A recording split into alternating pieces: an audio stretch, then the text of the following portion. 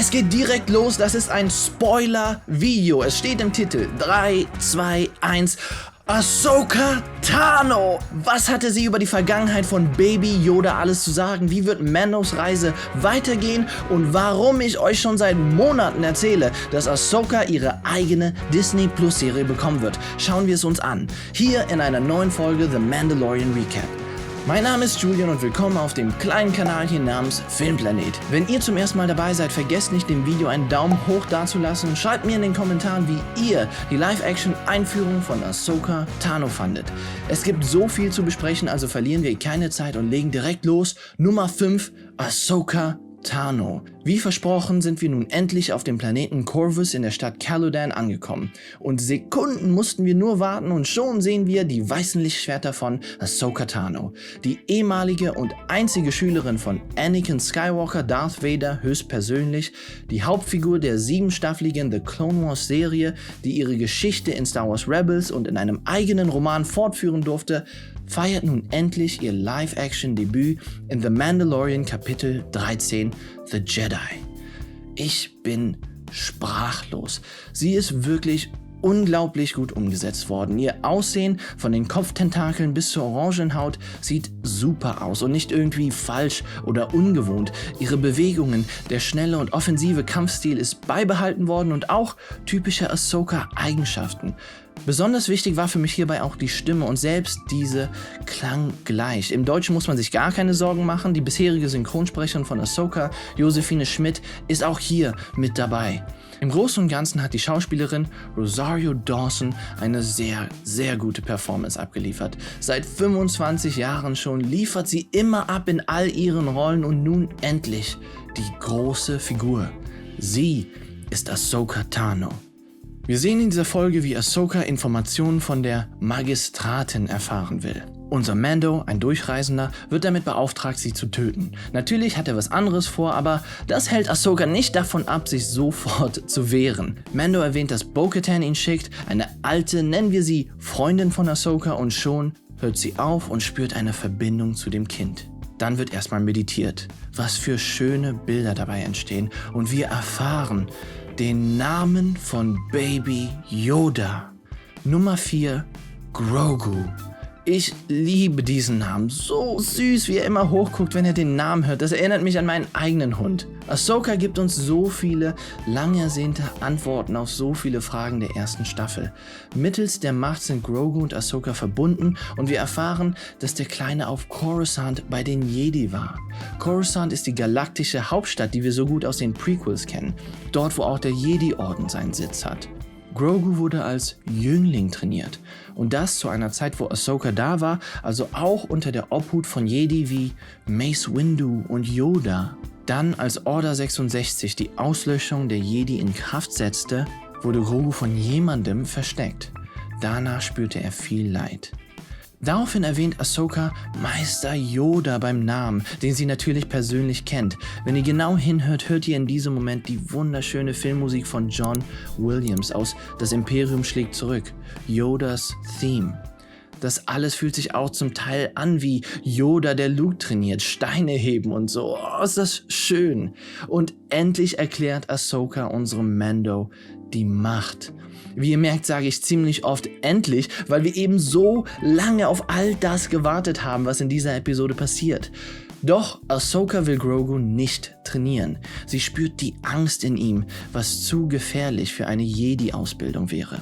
Sie spricht darüber, dass sie bereits gesehen hat, was diese Ängste bei voll ausgebildeten Jedi-Ritter verursacht, bei den Besten von uns. Die Rede ist natürlich von ihrem alten Meister Anakin Skywalker, dessen Ängste ihn letzten Endes zur dunklen Seite gezogen hat. Wir sehen übrigens auch, wie sich das später bei Kylo Ren wiederholt. Ahsoka ist also weise und denkt, na, lieber nicht. Und das spiegelt sich wiederum auch an dem Verhalten von Luke Skywalker in Episode 8, die letzten Jedi. Nummer 3, Dave Filoni. Wie bereits angekündigt, führte Dave Filoni Regie in dieser Episode und das Drehbuch stammte auch von ihm. Er ist der Macher von Ahsoka Tano, somit war das der einzig wahre Weg. Das ist der Weg, wie sie eingeführt werden konnte. Seine formulierten Worte sind es, die The Mandalorian noch besser mit vergangenen Star Wars Filmen wie Star Wars Episode 3 oder Episode 5 vernetzen und uns das Gefühl geben, dass das alles neu und doch ein Teil der großen Geschichte ist. Von der Regie und dem Setting her ist alles an einen Samurai-Film angelehnt. Wenn die erste Folge dieser Staffel ein Western ist, wobei Western auch nur von Samurai-Filmen abstammen, dann ist das eine Samurai-Folge. Wunderschöne Szenerien, angelehnt an Klassiker wie Die verborgene Festung von Akira Kurosawa. Ein Film, was wiederum eine der größten Inspirationen von George Lucas für das originale Star Wars 1977 war. Und gleichzeitig haben wir die typischen Star Wars Rebels Money Shots von Ahsoka, so wie wir sie kennen. Ahsoka wird sehr schön in Szene gesetzt, die Choreografie ist on point und für mich ist es sehr unterhaltsam zu sehen, wie sie alles um sich herum zerstört und zerschneidet. Das Duell am Ende von Ahsoka und der Magistratin hatte was von einem Samurai-Duell, so wie es sehr langsam und achtsam angefangen hat. Erinnerte mich persönlich an Kill Bill Volume 1. Wir sehen auch ganz kurz eine Loth-Katze, genau wie in der letzten Staffel in Kapitel 4. Das sind Wesen aus Star Wars Rebels, die Filoni auch erfunden hat. Parallel zu den Samurais haben wir auch noch ein kleines aufregendes Pistolenduell. Versteht ihr? Mir macht das alles so Spaß, das zu sehen. Übrigens, die oberste Wache da wird gespielt von Michael Biehn. Ihr kennt ihn vielleicht als Kyle Reese aus dem modernen Klassiker Terminator. Ach, ich liebe einen guten alten schmierigen Schmarotzer. Spulen wir mal auf das Ende der Folge vor. Nummer 2. Der Jedi-Tempel auf Tython. Ahsoka entscheidet sich dagegen, Grogu aufzunehmen, lässt unseren Mando jedoch nicht mit leeren Händen dastehen. Sie schickt ihn nach Tython, wo sich antike Ruinen eines Tempels befinden, mit einer starken Verbindung zur Macht. Dort kann Grogu mit der Macht andere Jedi erreichen und rufen, die sich zu ihm verbunden fühlen. Vielleicht findet so Mando einen Meister für ihn. Mein allererster Gedanke, die Story findet zeitlich nach Rückkehr der Jedi-Ritter statt, das Imperium ist gefallen. Welcher Jedi wandert gerade durch die Gegend und sucht nach alten Artefakten? Luke Skywalker! Können wir wirklich einen jungen Luke Skywalker sehen? Ich sag mal so, die Wahrscheinlichkeit ist sehr gering, aber nichtsdestotrotz haben wir in der Disney-Familie einen Schauspieler, der Aufgabe gewachsen sein könnte. Sebastian Stan spielte Bucky Barnes, auch bekannt als The Winter Soldier in den Marvel-Filmen und sieht genauso aus wie ein junger Luke. Wer weiß, ob wir ihn sehen, es könnte bereits in der nächsten Folge soweit sein. Allein 20 Sekunden Luke Skywalker wären ein enormes Geschenk. So oder so treffen wir in der nächsten Episode auf einen neuen Jedi und wer wird die Party stören? Moff Gideon. Zu meiner Überraschung und glücklicherweise mischte sich Gideon mit seiner Streitmacht nicht in dieser wunderbaren Ahsoka-Folge ein. Trotzdem befindet sich auf Mandos Schiff noch ein Peilsender und ich glaube, dass Gideon ihn zum Ende der nächsten Folge auch erreichen wird. Vielleicht müssen wir mit dieser Storyline und den Dark Troopern auch bis zum Finale warten, aber eins ist sicher, wir können uns in den letzten 3 Folgen auf mehr Cara Dune, Greef Karga und der neuen Republik freuen und wahrscheinlich auch Bo-Katan. Sie hat da noch eine Rechnung offen wegen so einem dunklen Schwert. Nummer 1. Grand Admiral Thrawn.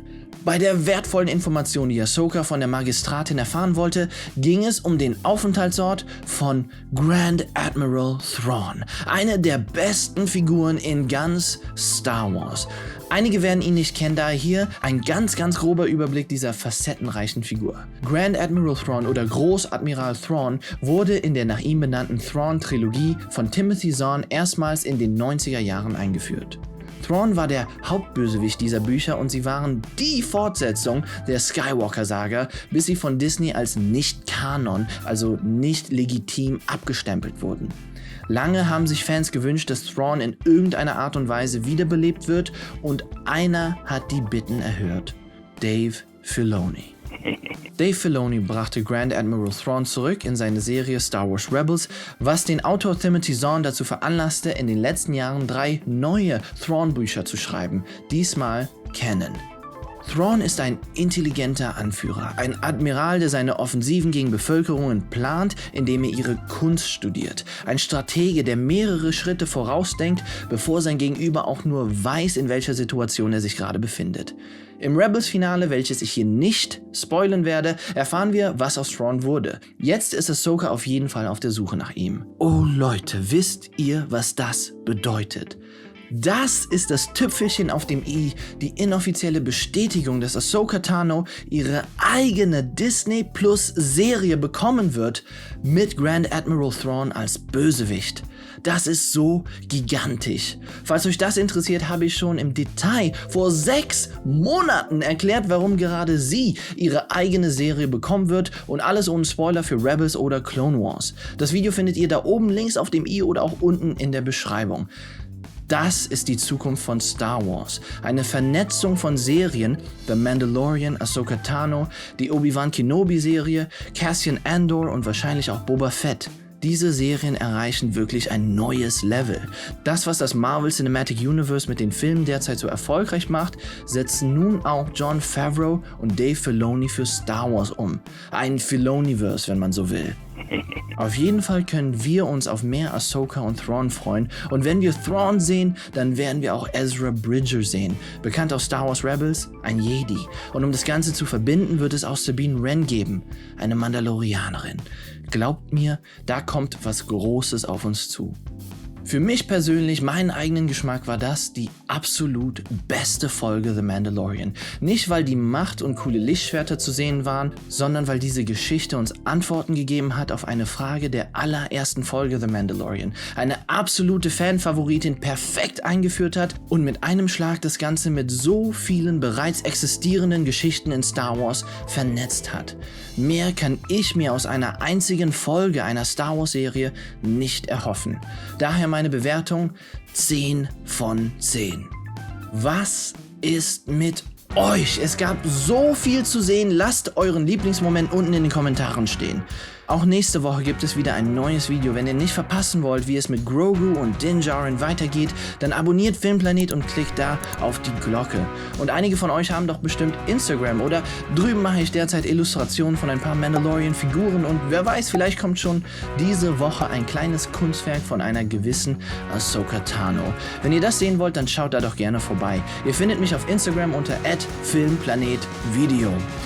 Leute, herzlichen Dank fürs Anschauen meiner Videos. Wirklich, das bedeutet mir echt viel. Ihr glaubt es gar nicht. Habt einen fantastischen Tag und bis zur nächsten Episode.